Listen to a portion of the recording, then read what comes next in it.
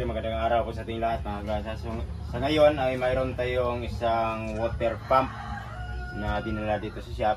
Kasi yan po mga gasa, no? Hindi po siya umandar. Pag isaksak natin sa ating kuryente, umuugong na po siya, hindi siya umiikot. So kadalasan dito ang mga problema nito ay either sa kapasitor o ang kanyang winding coil, yung kanyang stator o yung kanyang bearing, yung tinakalawang na o sira na ang bearing. So itry muna natin. Yan, umugong. Yan. Hindi siya mikat, umugong lang. Yan. Yan, di mikot, umugong lang. So, ang una natin gawin ay tanggalin natin dito itong kanyang pinakapan at try natin ikutin kung maikot ba siya. If just in case maikot lang ay okay lang ang kanyang bearing. Tingnan natin kung smooth lang ba siyang ikutin. Tapos tingnan natin ang kanyang kapasitor. Kung wala dito ay baklas na tayo dito kasi tingnan natin ang kanyang coil o kanyang stator ito sa ilalim. So, baklasin muna natin mga grasa.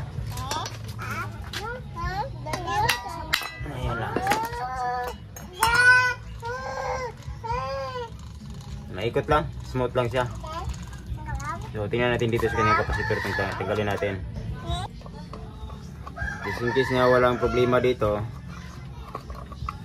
ay baklas na tayo. Tingnan natin yung stator. So ground, yung winding coil galing sa stator. Ito na yung lalim. Tanggalin natin yung kapasitor. So yun. Yun ah. So yun. Nakita natin putol. At kinakalawang linisan natin ito. Patry natin na ikabit. Ito tapos subukan natin. So i-repair man natin ito. Putol. Yung kulay na blue. Yung galing sa ating stator. So putol po siya. Magaling natin. Yan na putol. Tapos kinakalawang. Yan. So ayan po, idugtong natin dito. Maghanap lang tayo ng ibang sakit. So ito na po yung mga grasa, no, na ano po, nadugtungan na po natin siya ng wire. So ito po yun. So yan, itong blue na kulay. Yan, naghanap lang ako ng sakit na magkasya dito. Tapos yan ay dinugtong ko dito. Lagyan na ba natin electrical tape. Susubukan natin siya mga grasa kung mag-ikot na ba siya. Try natin na isaksak dito. Yan, hindi pa rin siya umikot. Nagugong lang. So ganito, try natin na ikutin ito. Kasi parang medyo nigas-tigas yan ng konti. Iwan ko kung matigas pa ito sa kanya o hindi siya matuloy madadala ng pag-start or ano po, nakalawang ba talaga sa ilalim. So isaksak natin tapos try natin na ikutin kung mag-ikot ba siya. Ayan, ikot, number siya.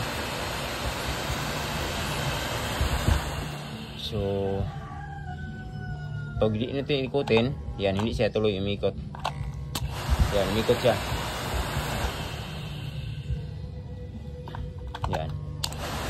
So pag ganito umikot siya, tapos kailangan pa natin na kailangan pa natin ng galawin ang kanyang pan para umikot siya.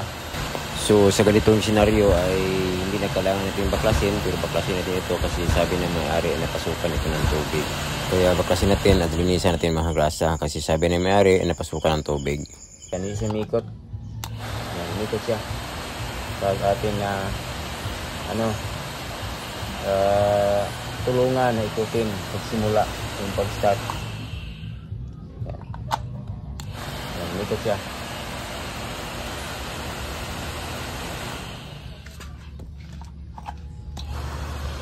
Yan, ikot dito sa may banda. Under siya. So ito po ay ating linisan dito ng banda. Tanggalin natin ito. Tapos itis natin itong ating kapasitor para malaman natin kung ano ba ang nangyari dito sa ating kapasitor, kasi sure ako na kapasitor ko ito mahangasa. Okay, since hindi pa rin siya maikot kahit na dugtungan na rin dito natin ang wire, kailangan pa natin na tulungan siya magsimula sa pag-ikot. Sukatin natin ito ang kanyang kapasitor, kasi kadalasan dito ay yung kapasitor po ang pinaka problema niya. So tingnan natin, 450 volts AC, 10 microfarad. Kailangan pasok siya dito sa kanyang range na 10 microfarad. So yun po ang kanyang manufacture, 2016 January. So sukatin natin ang multitester para malaman natin kung dapat na ba siyang palitan o okay pa ba, o mayroon pa bang pinaka problema dito sa bandang ilalim. So gagamit tayo ng hub of tester.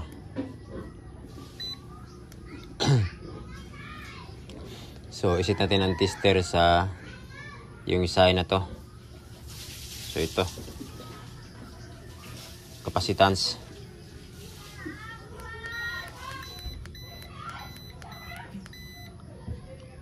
So yan, ito po yun, yung parang may dalawang guhit na nakaparallel. So tingnan natin. So kailangan pasok siya sa range na yung 10, pasok siya sa 10 pataas, 10.5. So isit ang tester sa capacitance. So ito po yun ang kanyang microfarad, 10 UF plus and minus 5% capacitance. So pwede na po itong mabaliktad kasi non-polarized po siya. So sukatin natin. Yan. So hintayin natin. So yan ang kanyang sukat, no? Bagsak na po siya. Sira na po siya talaga. Kasi nasa, yan po, 0.06. So wala na, sira na. So kailangan itong papalitan na may-ari. So pabilihin muna natin siya. Kailangan makabili ng bago. So pagkatapos ito ay linisan ko muna ito. Kasi sabi niya napasukan ng tubig doon sa bandang ilalim, kailangan linisan baka kinalawang para smooth na smooth itong kanyang ikot. Linisan natin ang kanyang pinaka-stator, yung pinaka-magnet niya sa bandang ilalim dito sa motor, habang maghintay po tayo ng bagong kapasitor. So ito na yun, na tanggal ko na yung kanyang stator. So ito po yun, pinakalawang sa na napasukan siya ng tubig. So dito rin may dito kalawang din. Yan o, maraming kalawang. So linisan natin ito. Ito. Tapos ditong banda naman may kalawang din. Yan o, daming kalawang napasukan ng tubig. So linisan natin ito, tapos itis natin ang stator, baka may putol dito. Yan o, itis natin ng multitester. Tingnan natin ang kanyang continuity, baka may putol. So linisan natin, tapos itis natin ang tester. Yan o, kalawang, daming kalawang. Yan.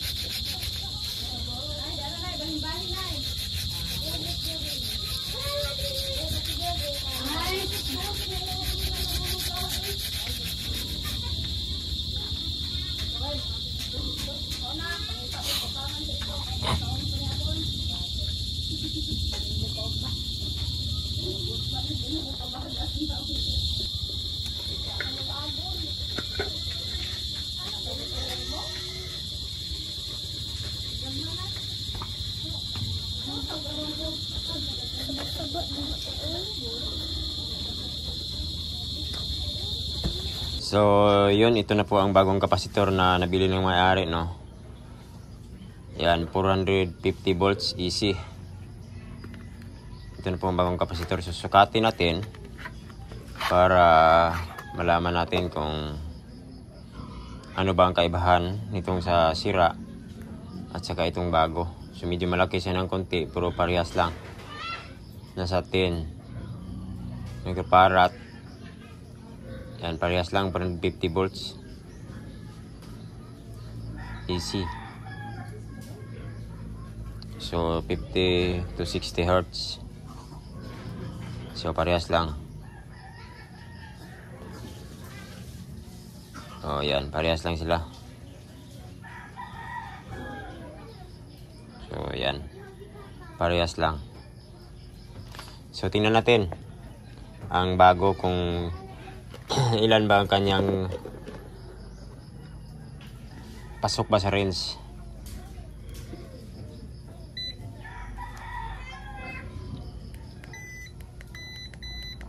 Sit and tester lang sa capacitance. Okay.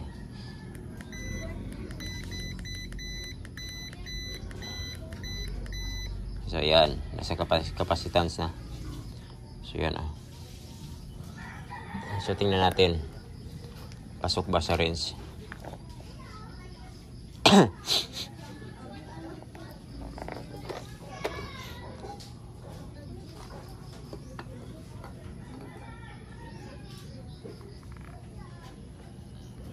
So tingnan natin kung okay ba. Jadi tayo. So pwede na magkapaliktad ang tester. So yan, hintayin natin ng mga ilang segundo. So yan. So 10. Na yan, kita natin 10.33 o 34. So talagang pasok sa range. Kasi ang kanyang capacitance nasa 10 to plus and minus 5%. So yan, 10.3. So yan, pasok na pasok. So ilagay mo natin dito, tingnan natin kung umikot ba siya, kung okay na ba siya. Kuha muna tayo ng screw, yung pliers.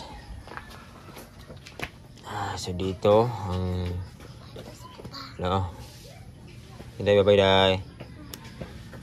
So yan, tingnan natin kung umikot ba siya.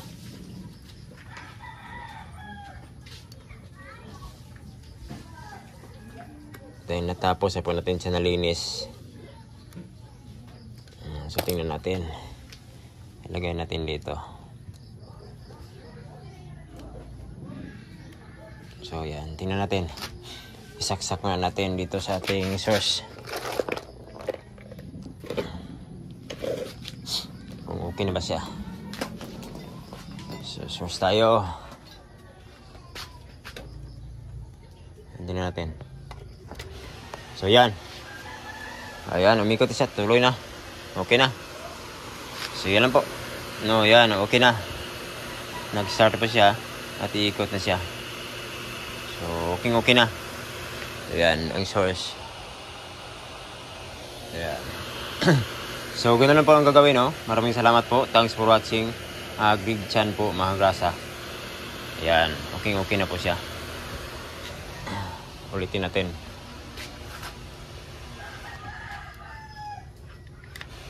So yan. Yan po. So yan lang po ang gagawin. Thanks for watching. Greg Chan po, mga grasa. Pinakakapasitor po niya ang may sira, pero nilinisan na lang natin yung pinakabandang loob para sure ball at smooth ang kanyang operation. So thank you.